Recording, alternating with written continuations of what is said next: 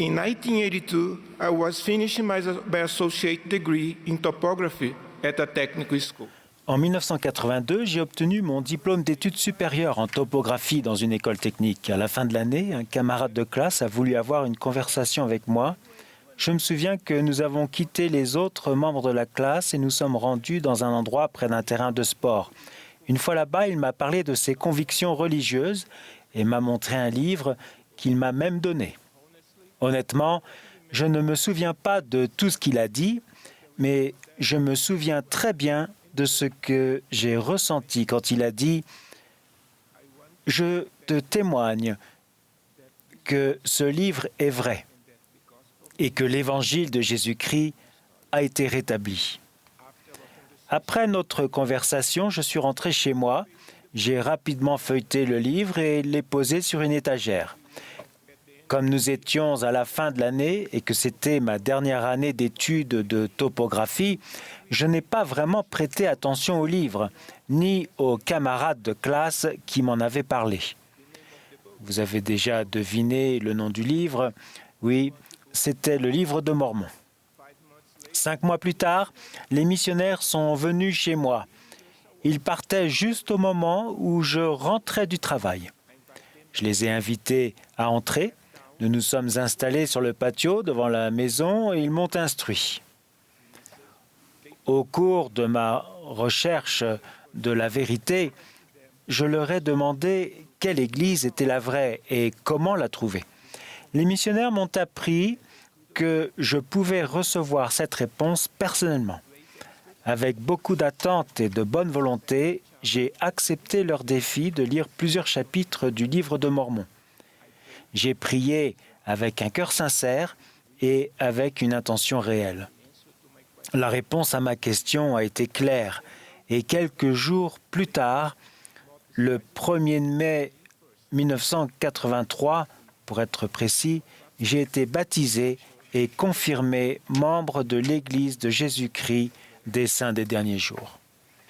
Aujourd'hui, quand je repense aux événements qui se sont produits, je vois clairement l'importance du courage de mon camarade de classe quand il a rendu témoignage de la vérité rétablie et m'a offert une preuve tangible du rétablissement de l'Évangile de Jésus-Christ, le livre de Mormon.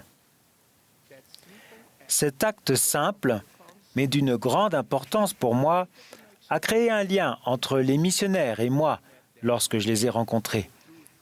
J'avais reçu la vérité et après mon baptême, je suis devenu un disciple de Jésus-Christ.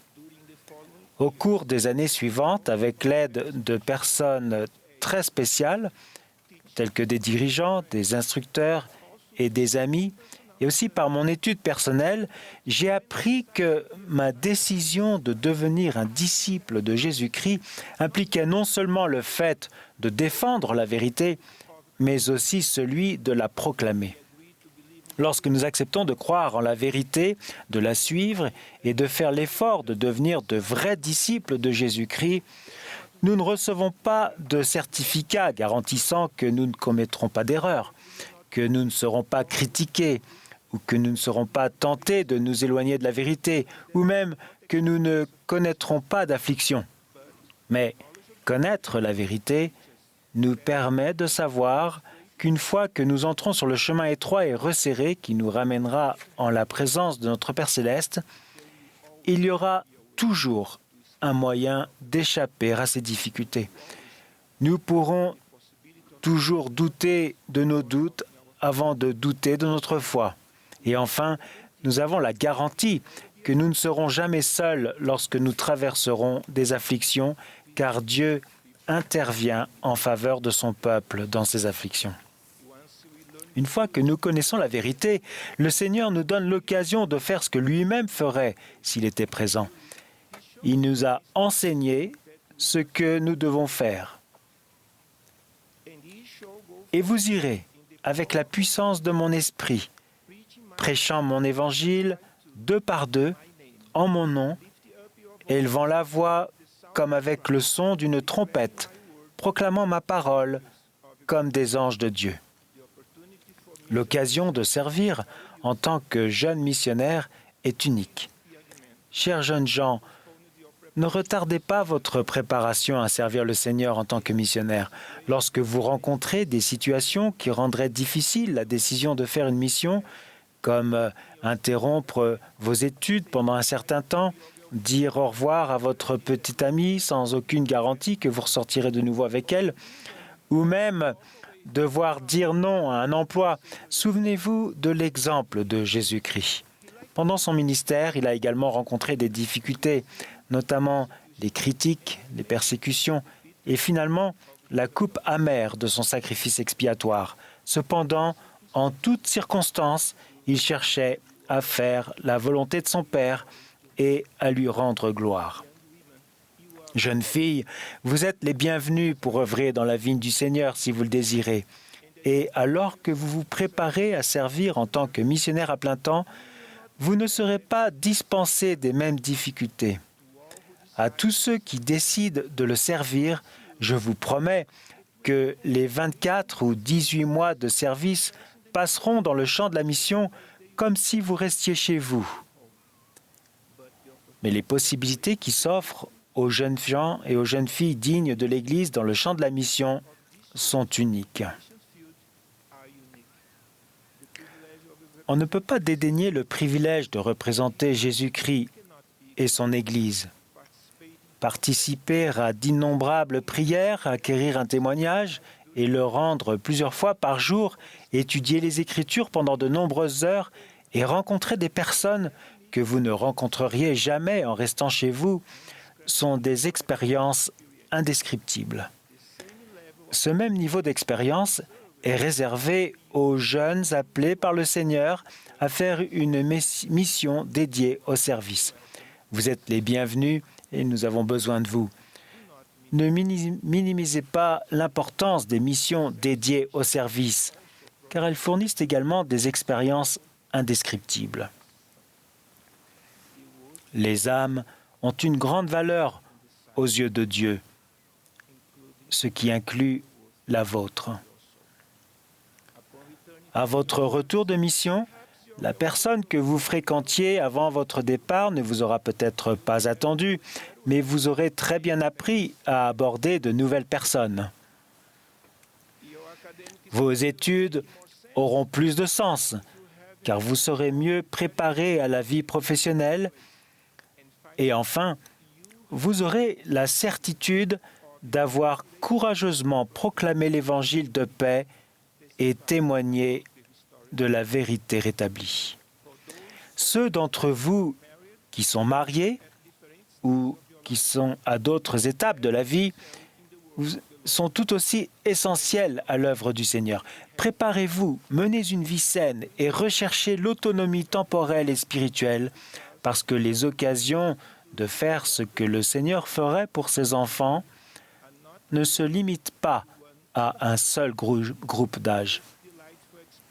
Les expériences les plus agréables que ma femme et moi avons vécues ces dernières années se sont produites en servant aux côtés de couples extraordinaires dans des endroits extraordinaires et en servant des personnes extraordinaires. L'expérience que j'ai vécue à la fin de mes études de topographie m'a appris que nous défendons toujours la vérité quand nous la proclamons et que défendre la vérité requiert que nous soyons dynamiques.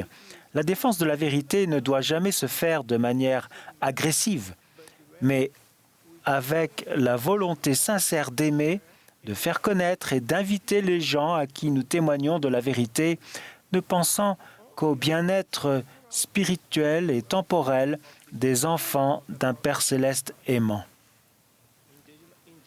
Lors de la conférence générale d'octobre 2021, le président Nelson, notre prophète bien-aimé, a enseigné que, contrairement à ce que certains pensent, le bien et le mal existent vraiment. La vérité absolue, la vérité éternelle existent réellement. Dans les Écritures, nous apprenons que la vérité, c'est la connaissance des choses telles qu'elles sont, telles qu'elles étaient et telles qu'elles sont à venir. La connaissance de la vérité ne nous rend pas meilleurs que les autres, mais elle nous encourage, elle nous enseigne ce que nous devons faire pour retourner auprès de notre Père céleste. Si vous avancez fermement dans le Christ avec non seulement le courage de proclamer la vérité, mais aussi de vivre la vérité, vous trouverez du réconfort et de la paix dans les turbulences que vous rencontrerez. Les difficultés de la vie peuvent nous faire mettre un genou à terre, mais sachez que si nous faisons preuve de foi en Jésus-Christ, nos afflictions ne seront que pour un peu de temps comparées à l'étendue de l'éternité. Ne fixez pas la date pour la fin de vos difficultés. Faites confiance à votre Père céleste et n'abandonnez pas, car si nous abandonnons, nous ne saurons jamais à quoi la fin de notre voyage aurait ressemblé dans le royaume de Dieu. Accrochez-vous à la vérité en étudiant les sources de la vérité, les Écritures, les paroles des prophètes et le Saint-Esprit. Je témoigne de Jésus-Christ et que cette Église est la sienne. Nous avons un prophète vivant et nous nous sentirons toujours libres en proclamant la vérité avec courage. Au nom de Jésus-Christ, Amen.